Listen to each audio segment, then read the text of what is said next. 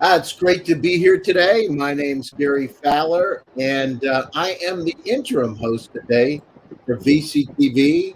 And today we're going to be talking about impact investing and VCs.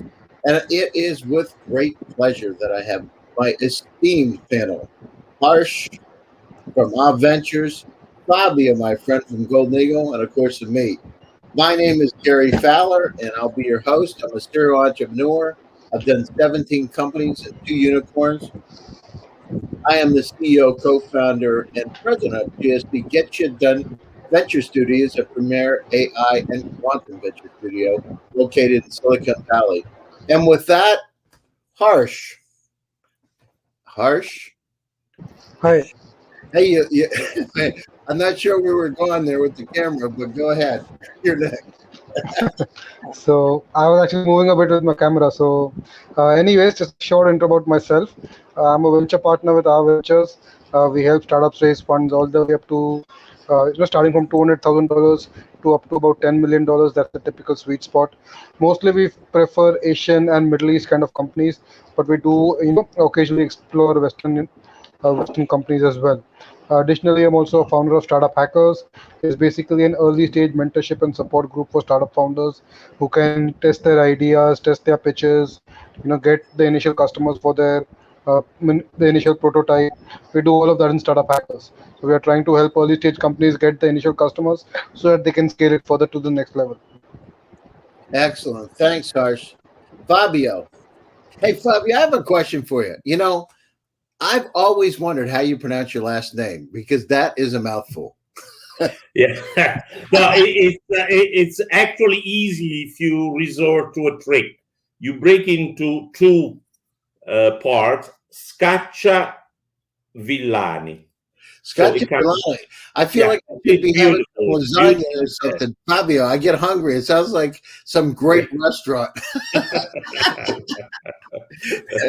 Fettuccine Scacciavillani. That's the new fashion in New York restaurants. Wow, I'm getting hungry thinking about it. I got to tell you. So tell us a little bit about yourselves, Fabio. I'm an economist by training. I have a PhD in economics from the University of Chicago. My early career has moved from the International Monetary Fund to the European Central Bank, then to the private sector in the research department of Goldman Sachs in London.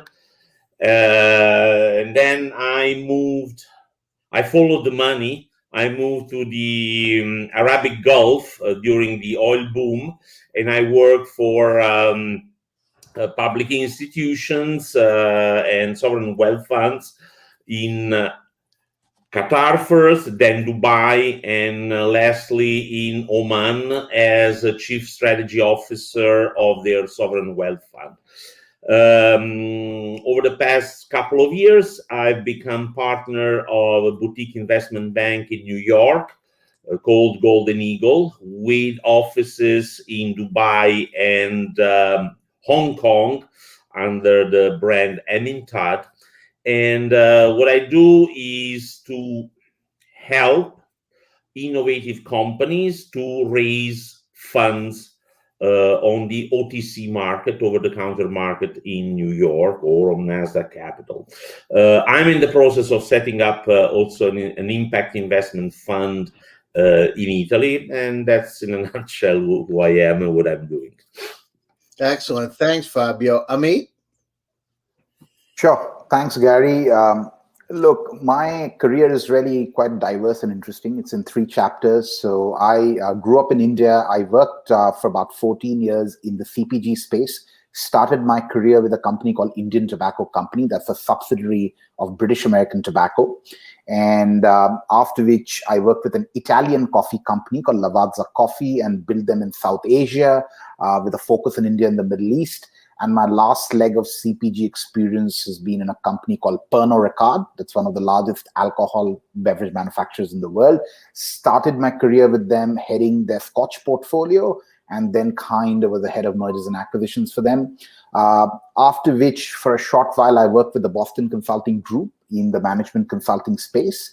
I relocated to New Zealand. That's where my chapter 2 of life starts. I've built a successful consulting firm, management consulting practice that I started from New Zealand in Auckland and then scaled up to 4 countries, namely, the UAE, kind of the United Kingdom, as well as Australia, along with New Zealand, of course, where it started. From 2020, I've been engaged in building an impact fund that invests in alternative proteins and alternative dairy ventures. And the real purpose of the impact fund that we've set up, it's a $50 million fund, and we generally take investment interest in late seed to early Series A, So we are not really bootstrapping startups, but we are more scale-ups. The idea of the fund is to drive 3 clear agendas. The first being obviously climate change. The second being equal employment opportunity. We are trying to bootstrap as many women-led ventures. And the third aspect is food security. So we are very well aligned with the 17 SDGs of the United Nations and trying to do the best we can in that space. So that's pretty much me. Okay, Amit, you said something. I just want to figure this out. You said you oversaw Scotch. So that was one of your... Yeah, so in Pernod Ricard, I used to head the international Scotch portfolios. I was a brand head for a brand called Chivas Regal, Glenlivet, and Royal Salute, which are very popular brands by Pernod Ricard. It's a French company. I feel like I need a glass with a little ice right now. yeah, I can understand that, mate. Yeah. We all do. We're having Glenlivet a few times. Yeah. Awesome, mate. So, Nathaniel, tell us a little bit about yourself. Hey guys, can you hear me? Am I audible? We hear you. Go ahead. Tell us about yourself. Awesome. My name is Nathaniel Olatomi. Out of Lagos, Nigeria. I'm regional head of LATOKEN in Lagos, Nigeria, and Africa. I've had some experience into the sales, marketing, and biz dev in tech, healthcare, and also fintech. And I'm glad to be co-hosting with you, Gary, and learning a lot about impact investing. Sounds great. Good to have you here. So let's get down to it. Let's talk about what is impact. So Fabio, what is impact investing?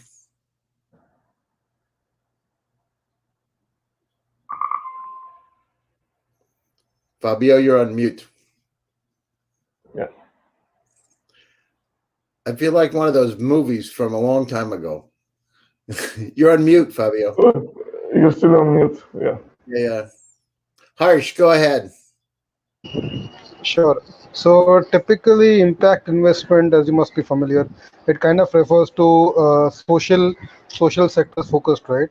Where you are trying to, especially in countries like India and Africa, we are trying to promote women education at the early stage, for ensuring education for little children, or maybe it is to kind of put a better healthcare penetration across tier 3, tier 4 smaller towns, or focuses on healthcare development, education, water cleaning, because majority of population in India and Africa, they still don't get access to clean water, right?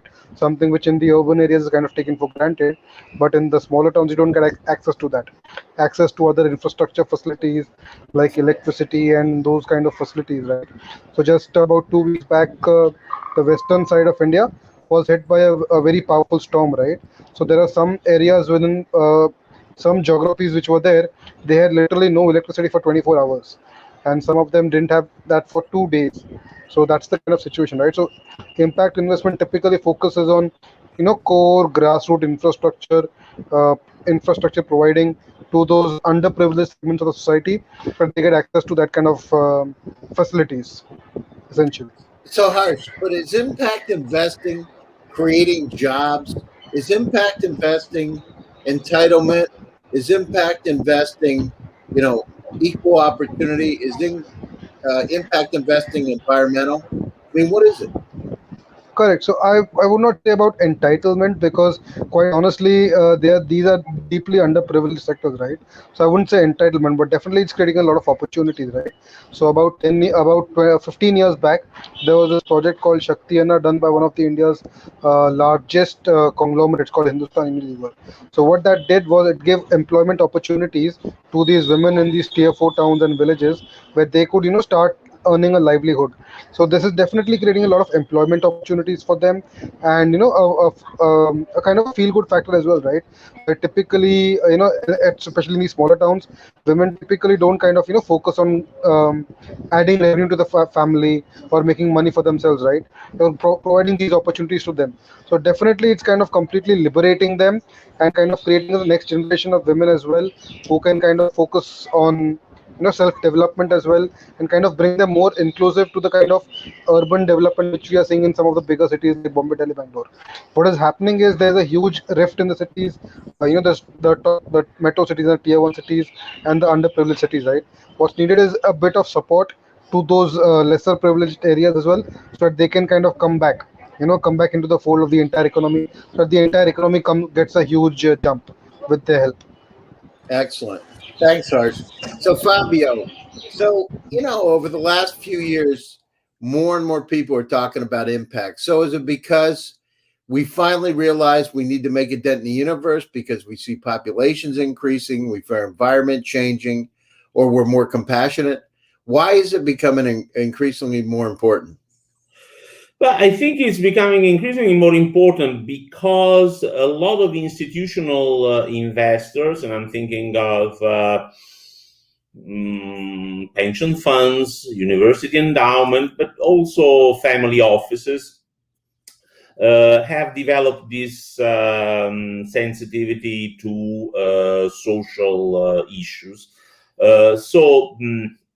The idea is to combine financial returns with benefits for the underprivileged, for the environment, and for many other worthy causes. So it's adding impact investment, it's adding another dimension to the purely profit maximization strategy of many investors. So the way we can think of impact investment is a sort of balancing between pure financial returns and improvement in a broader sense of society. Now, how you decline this twofold objective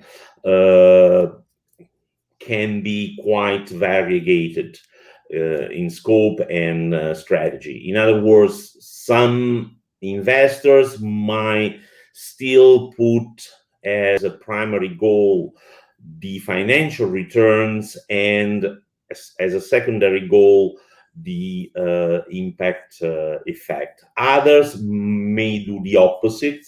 A third class of investors may balance, so may have a linear combination or some form of combination of these two goals, and then select the investment accordingly.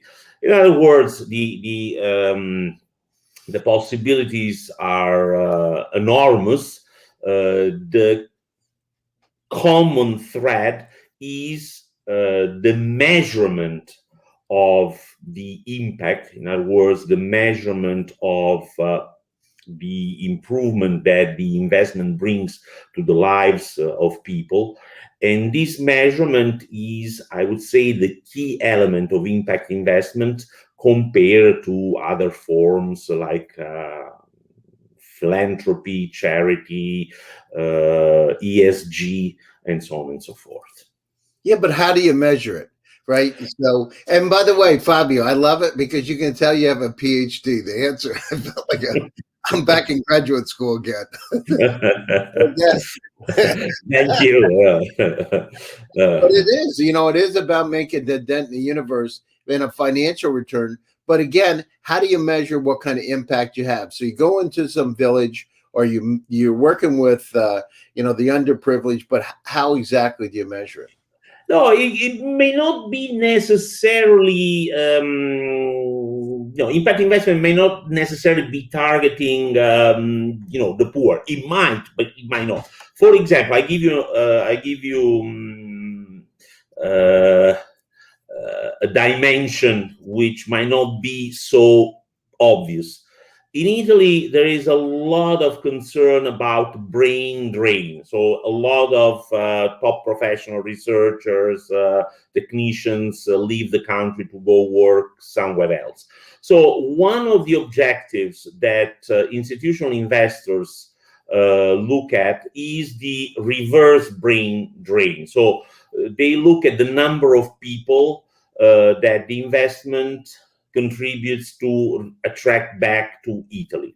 So that might be one metrics that you adopt for an impact investment fund. Or more, I would say, intuitively, if you invest in renewable resources, you can measure the tons of carbon emissions that you reduce. Other targets might be the number of women which the impact investment contributes to higher. But I would say that the choices are very wide. And the characteristic of impact investment funds is that they set these metrics in the prospectus. So, for example, there might be people who are interested in healthcare, and therefore they, in their prospectus, explicitly declare that their objective is to improve healthcare provision. They might put a number of targets, such as number of underprivileged or non-insured people which are treated, number of serious diseases that are prevented, number of elderly treated via telemedicine, and so on and so forth. So the nature of impact investment is to improve measurably the livelihood of people and declaring the objective in advance in their prospectus. It might be, besides you can operate across a spectrum of sectors, or you can go from venture capital all the way to investing in listed companies. So the possibilities are extremely variegated. Excellent. Thanks, Fabio. So, Meet, I got a question for you.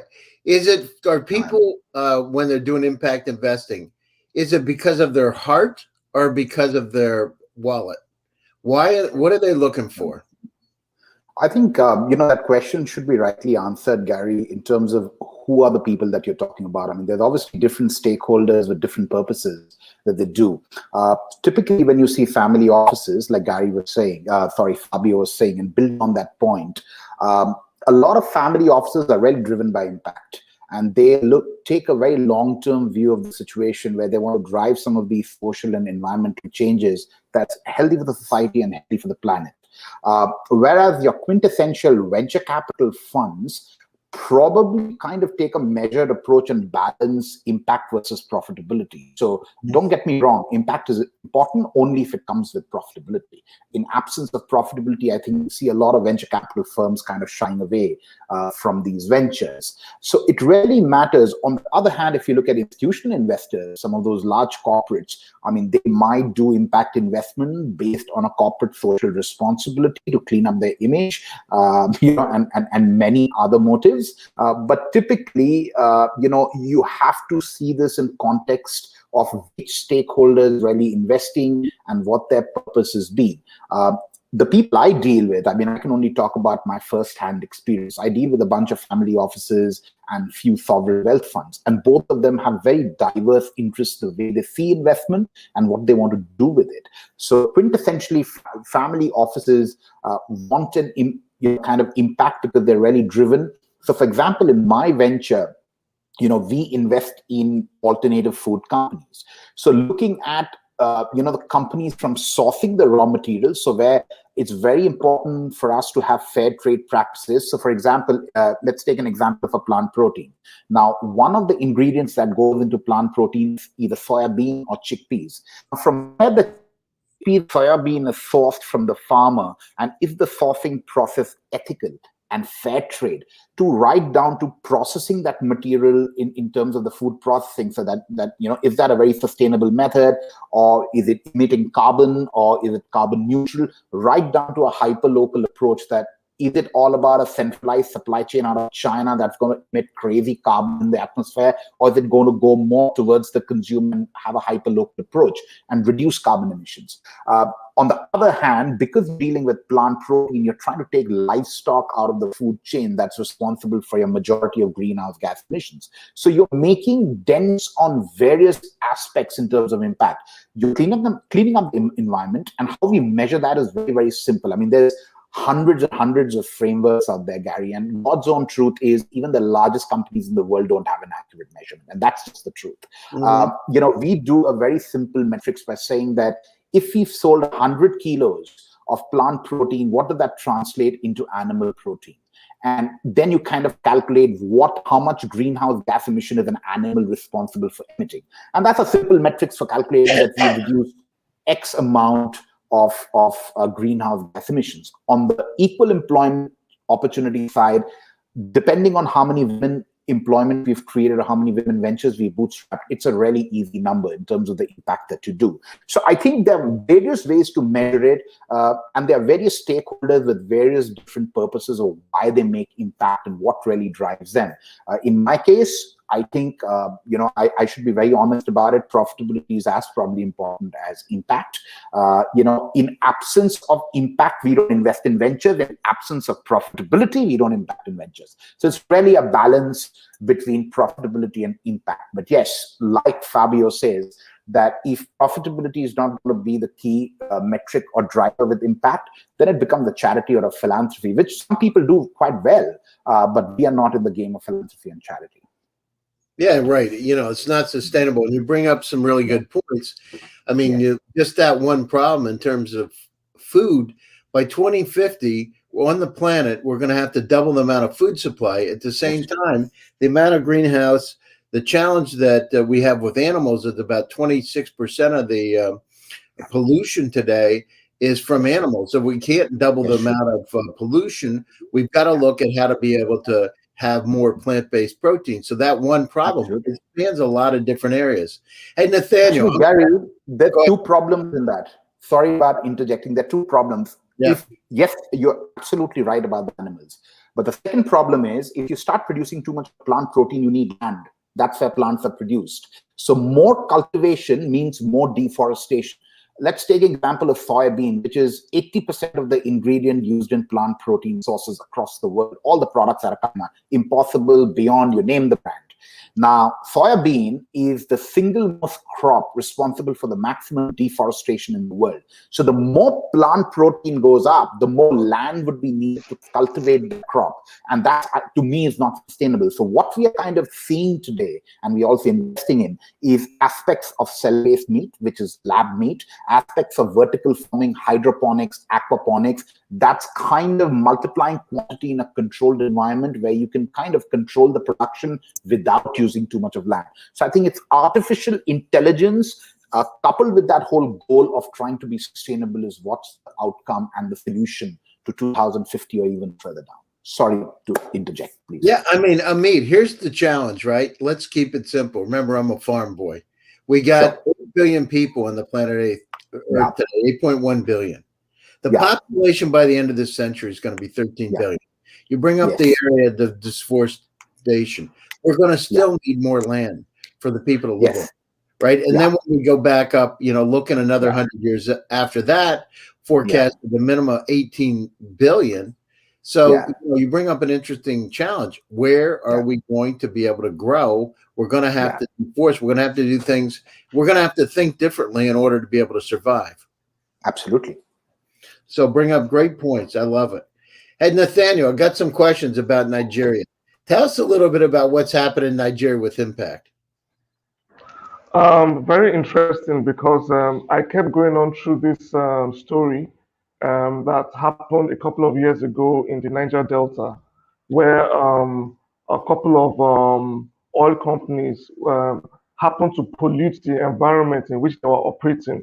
And then it led to a spate of violence, protests, and kidnappings of these oil officials. Now, that's a direct impact of what not being socially responsible can cause to a company. Then it gave them a lot of bad name and bad press. Then it went global.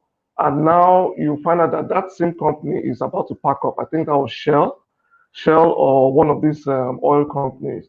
And that story is just an example of how negative social responsibility can impact a global brand.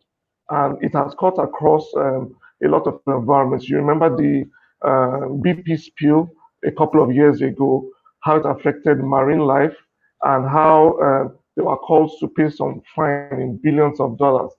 And especially in Nigeria, there's this, or in Africa, there's this like a bicycle attitude a lot of corporate bodies have. And there is more demand by the younger generation to make them much more responsible. So you see smaller clusters of companies taking little initiatives to maybe spend a weekend at the beach trying to clear all the plastic, or try to clear all the drainage, little things like this. And it's becoming increasingly popular. And the reason is evident. I mean, every year, the flooding in Lagos State increases. I mean, houses are flooded, cars are carried away, and this has direct impact on the plastic waste that is going up and down around. So there's more calls to corporate bodies to be more responsible, because nobody expects the government to be to take responsibility for this anymore.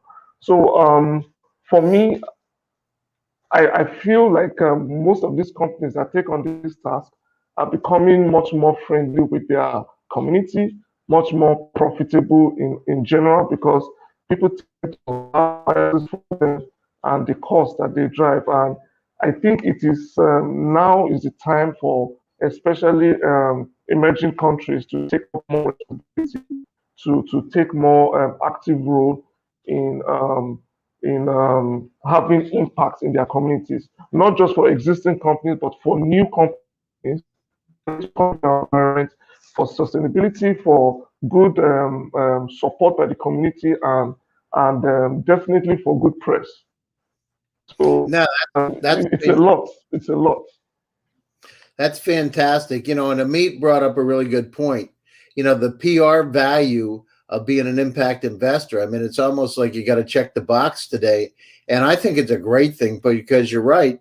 Look at global warming over the last, 30 years. We went from this isn't real to the point we feel the effects of global warming. So absolutely. So let's go down through. What are some examples, Harsh? What are some examples that of impact investing that's working today? And I know Nathaniel's talked about Shell and some of the things that happen, but what are the real examples of impact? And we can say, hey, listen, this is really right. This is working, and it's really making a difference. Correct. So coming back to the original example which I had given, right, Shakti Amma initiative, which was done by HUL, what that did was it gave employment opportunities to thousands of women in tier 3, tier 4 towns, where they could go door to door selling the products and make commission out of that and on the livelihood, right? It was such a huge initiative. It is actually even featured in Harvard Business Review. That's how effective and how successful it was, a decade ago. So this is an example of how it works, right? And as Amit pointed out, it's different from charity and philanthropy, right? Nothing wrong with that. You can also do that, but if you do it in a profitable scheme of things, it is far more sustainable, and people will put more money into that. So coming back to the original thesis, right? So there is this book called Wealth at the Bottom of the Pyramid, written by C.K. Prahlad, one of the What is it? Wealth four, at the bottom of the pyramid. that's right, Wealth at the Bottom of the Pyramid. Yeah.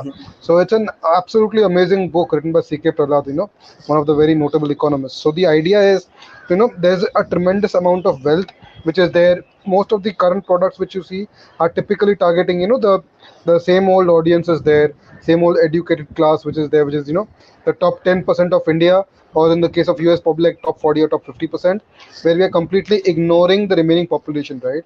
The entire marketing is focused on the top 50%, and the entire way the product is being designed is focused on that. So if we can bring those guys into the fold, imagine the growth in economic GDP which we are seeing across the world. If you look at it, the entire all the economies in the world are seeing huge GDP stagnations, right? They are unable to grow the economy because most of the marketing is focused on a limited audience. They're completely ignoring them, and which is creating a huge internal divide. You look at it, across all the countries. In India, there's a huge divide. In US, even in established economies like US, UK, there's a huge divide, right? So that is how it becomes extremely important to get them in the fold, get them a part of the economy, so that we can truly leverage the skills, the knowledge, not just the money, but even the skills and knowledge is still hiding, and it's not a part of the mainstream economy. So just to kind of to add on to that, there are a couple of healthcare investments which I've seen in this space. What they've essentially done is they've created these primary care clinics in these small towns, and very remote tier 4 towns. You won't even get a proper you'll barely get like one or two buses in a day who will actually be able to take you to those sites. Otherwise, they're completely inaccessible, right? What they do is they've set up primary care clinics over there with virtual conferencing facilities. So if if they want any advanced doctor from say a slightly better city, they can do it through video conferencing, or whatever. If it's the basic care, they can do it over there itself. So these are the kind of investments which we are seeing, and it's been really impressive with the kind of range that they've done. Just about 2 weeks back, in fact, I was pitched a certain proposal like that. Unfortunately, these kind of proposals don't get that much funding, but it's actually extremely amazing how much at the grassroots level the kind of work is being done. No, that's great. So, Fabio, question: is impact investing working? Or is there a lot of hype? There's a lot of We don't have aggregate data at global level or at I would say continental level. I can give you some information from a report that has been done in Italy by the Politecnico di Milano, which is essentially an engineering college and university. Don't ask me why they do this kind of research, but they have a spin-off called Tiresia, which focuses on these impact investment issues. So first of all, it's the number of institutions and funds involved are very few. There is a potential group of about 50 institutions in a country like Italy, which is among the 10 largest economies in the world, and only 38 of them actually are involved in real impact investment.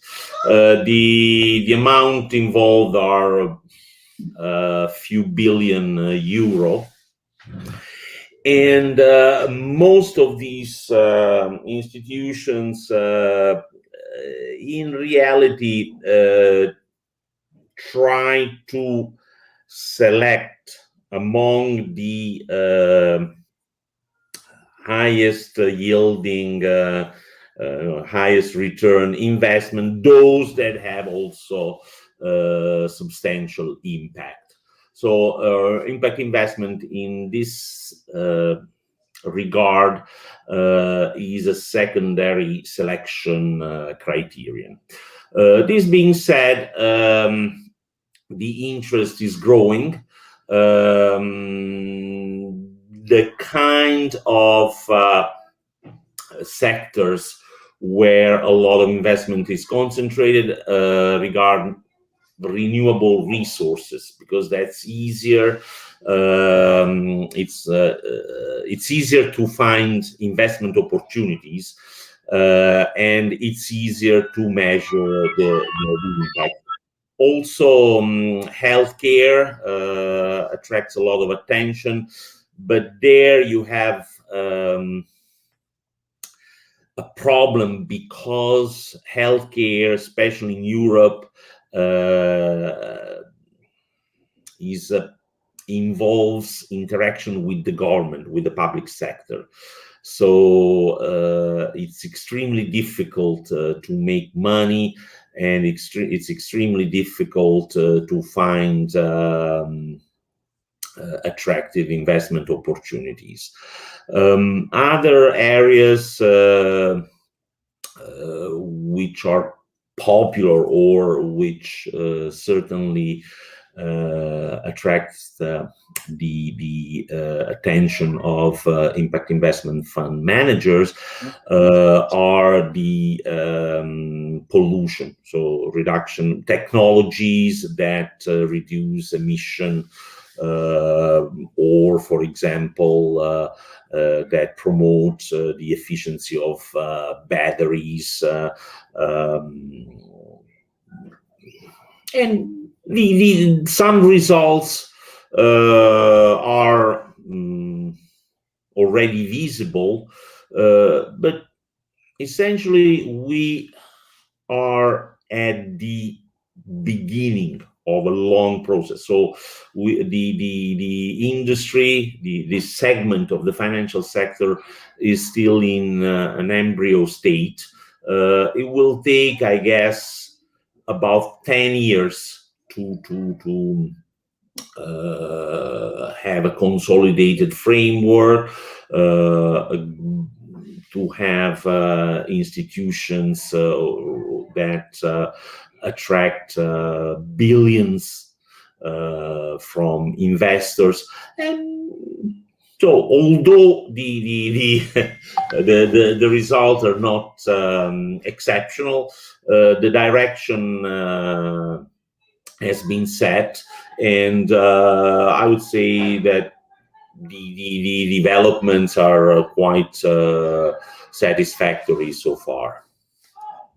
Yeah, so Meet, I wanted to go back to one of the points you had, and I wanted to see what you think about this. So one of the deals, we talk about the PR capability, but here's the one, what I think, and I wanted to get your opinion. You know, part of the reason that companies are doing more impact investing is because they're getting called out on it, because they have the ability with the internet, with, you know, bulletin boards, with social media. They're getting called out on their bad actions, and they can't hide them anymore. So I think on that side of it, because they get the negative visibility, they're just getting called out. I mean, I remember many years ago in the hometown where I grew up, they had mine pollution. It would come down off the mountains and killed all the fish.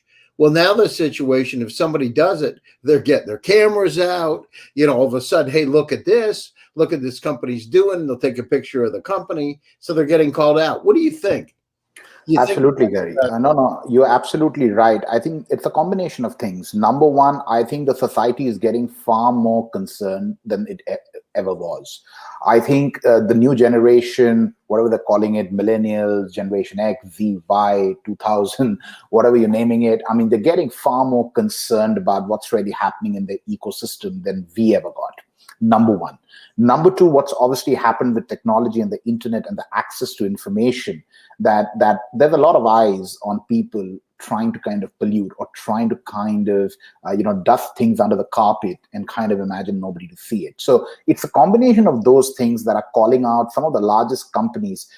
Unfortunately, so Gary, some of the largest companies that do the biggest philanthropy and the biggest impact investment are also some of the companies responsible for polluting the planet at that level. Exactly. So, That's exactly my point. It's crazy, right?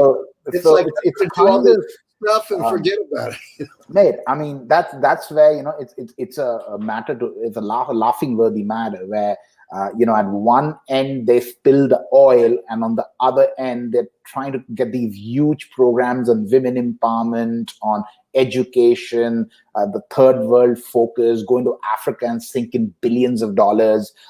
Look, first kind of drain Africa of all their resources, and then you kind of pretend that we care for people. So this is happening, mate. I mean, whether we like it or not, the biggest corporations in the world are behind that.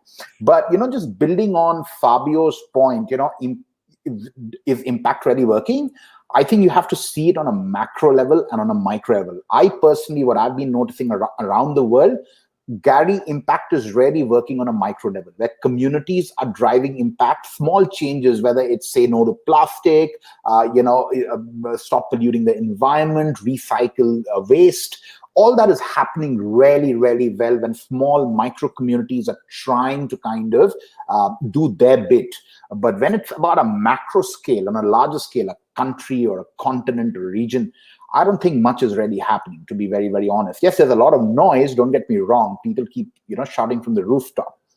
In terms of investment, it's kind of definitely moving in a positive direction, Gary. I mean, Temasek, which is a large sovereign wealth fund of Singapore, they published a report a couple of weeks back where they said that literally by 2021, this year, they're hoping about over $700 billion to be pumped into impact investment. Now, whether that works or doesn't work, we are yet to see that. But definitely there's a strong move and strong desire towards, kind of making investments in that space. Obviously, a large part of that desire is fueled by great public relation and great PR. And a small part of that desire is genuine in terms of trying to make a difference to the planet. Yeah, excellent. Thanks, Amit. And Nathaniel, is impact investing working in Africa?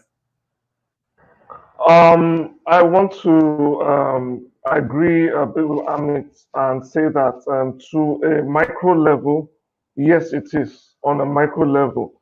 On a larger scale, we are yet to see that impact. And the reason why I said this is you just need to drive through major cities and see the heap of waste, the heap of plastic, the environmental waste. A couple of years ago, we had a particular fuel supply from God knows where. That once you put it in your car and you drove out, the whole city just got polluted with this foul smell, right? And it boiled down to one refinery processing this petrochemical. And in the end, a lot of noise was made, but I mean, it still went on for weeks, right? And no serious penalty was taken out. And you see other companies come up and do their own little thing because they know they will get away with it, right? So on a larger scale, you see companies still flouting the rules. But on a micro scale, you see there's this teenager right here in Lagos that takes her own friends to the streets to pick up plastic waste. And then you see a particular school somewhere in Lagos State that collects school fees in kilograms of plastic waste. That's happening on a micro level. Now, imagine if that was escalated to a larger scale. We would not see one bottle of plastic on the road, But then you have to look at what's the incentive to take it large, or what are the penalties? And then, like Fabio was saying, are we measuring the impact these measures are creating? I mean, how do we measure the impact? Those things are still touch and go. But it's great to know that the younger generation are taking much more responsibility, and the onus is on us to support them in any way we can. And to a large extent, I think we're moving in the right direction, but there are still a lot of framework, laws, and policies to be implemented for us to have it in a much more sustainable way. But I think we're in the right direction. We just need to encourage those that are doing well and get more support from people like Amit, and stuff. Yeah, no, great. Thanks, Nathaniel. So, Harch, we're coming up to the top of the hour. Some final thoughts in terms of impact and what can the VCs do to be able to increase their participation in impact investing?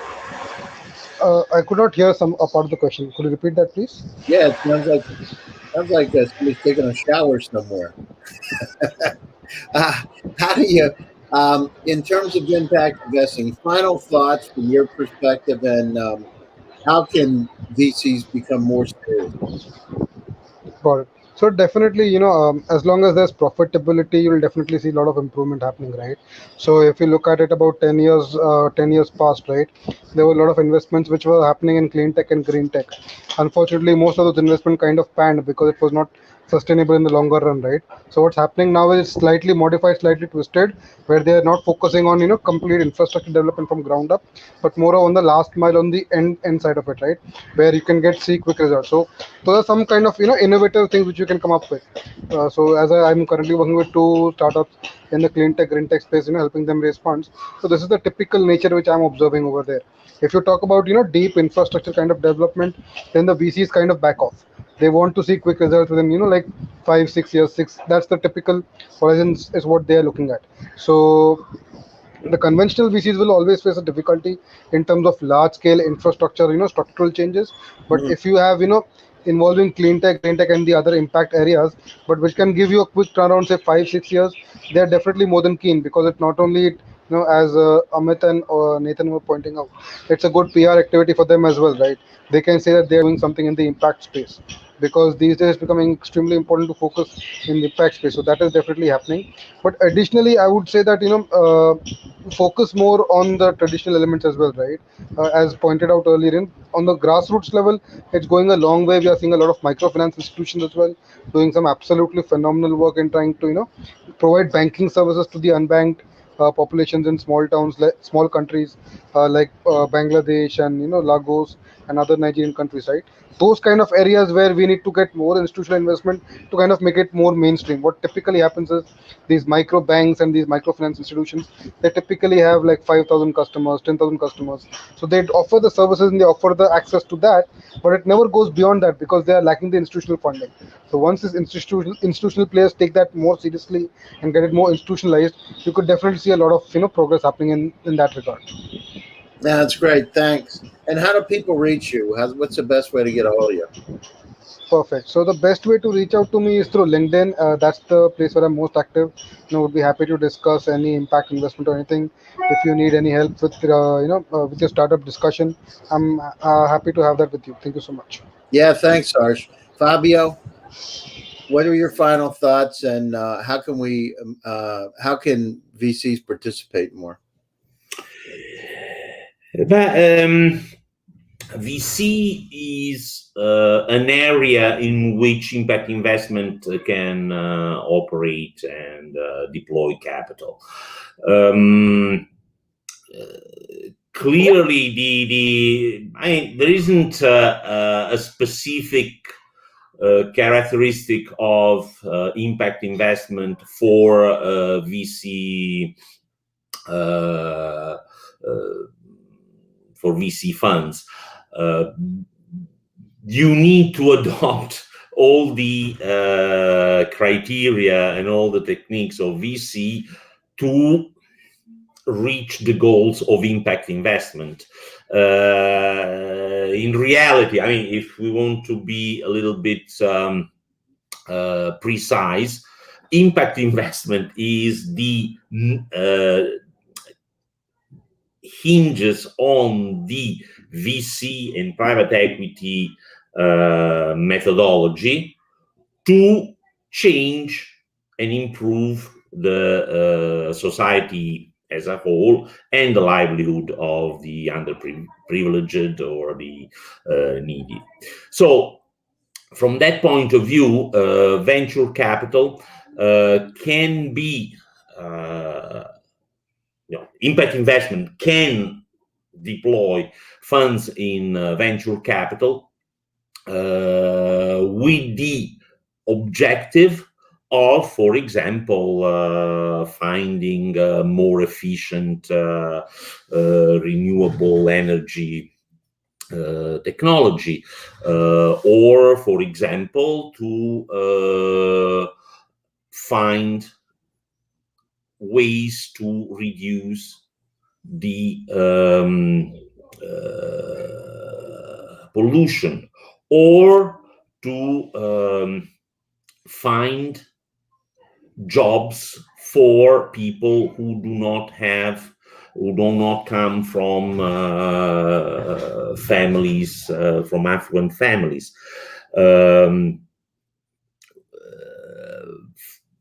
For example, one of my key targets is education, and in particular, the mismatch between skills and demand from companies.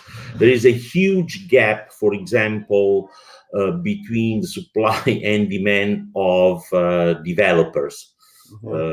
And we are trying to invest in online education to provide these skills, and therefore benefit both businesses and younger professionals or students who want to go into the IT career. So I think it's it's important that, especially in venture capital, which is the riskiest segment of impact investment, we professionals share the experience and the information, because that's the real asset on which we can build an efficient and successful impact investment business worldwide. Yeah, I agree 100%. I mean, it's about getting that information to be able to act on. How do people reach out to you? What's the best way to contact you? I'm on LinkedIn. I'm on Twitter with my last name. I'm on Facebook and another 5 or 6 social media. So it's really easy to find me. If you type my last name in Google, you'll find more information and links that you will ever need. And my email is fabio.scacciavillani, so my first name dot my last name @gmail.com. So that's my private email. You can contact me there. No, great. Thank you. And Nathaniel, what are your final thoughts? And how do people reach you? Yeah, Gary, thanks for co-hosting with me. I really enjoyed myself on the other side. And I think that a lot is happening in Africa and emerging countries. And a lot of startups are coming out and growing.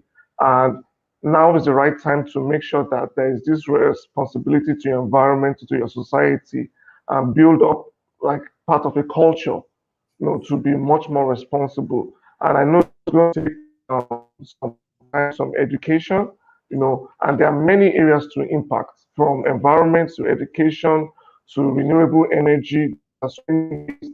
Everybody can have a fit.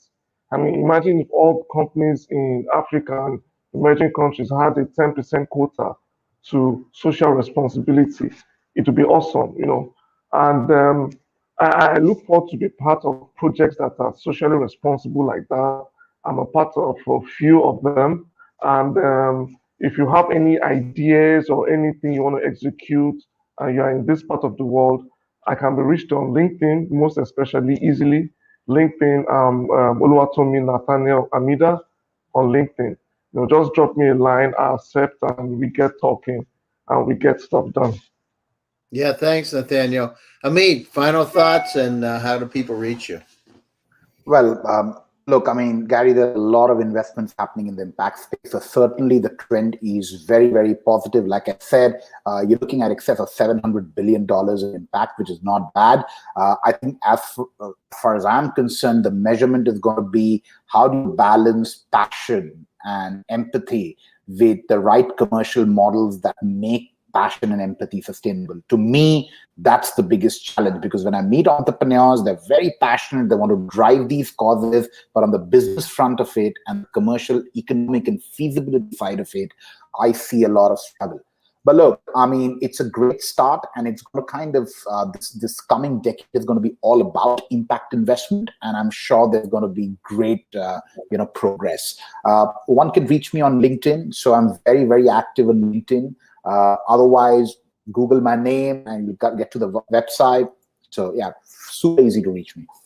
Yeah, thank you. Yeah, and I want to thank everybody. It's great being the interim host today. My name's Gary Fowler, and we're all in this together. Over the last year, we've gone through this pandemic. We understand the frailties of our existence. I mean, when you can't even get toilet paper and you can't get meat in developed countries, we understand the vulnerabilities that we have. At the same time, we got to understand that we need to help each other and we need to do the right thing. And part of the right thing is making our planet a bit better, planning for the future. And it's not, a few years ago, it was just about talk, but now we see with global warming, we see about with population, we understand the pains. We need to go out and we need to make a dent in the universe. And we're right. There has to be a business around it, and there's got to be a win-win. But at the same time, we got to understand sometimes we got to lead with our heart. So my name's Gary Fowler. Reach out to me. You can get me on LinkedIn, Twitter. Let's go out there and do it. And it's great being here with my friends who I consider part of my family. So it's great to be part of Family Hour one more time. So thank you very much. Thanks to the entire VCTV team for making this possible. Look forward. We'll be back again tomorrow. Take care of yourselves. Be happy. See you later and stay safe. Bye-bye for now. Bye, guys. Bye-bye, guys. Have a great day. Bye. Yeah.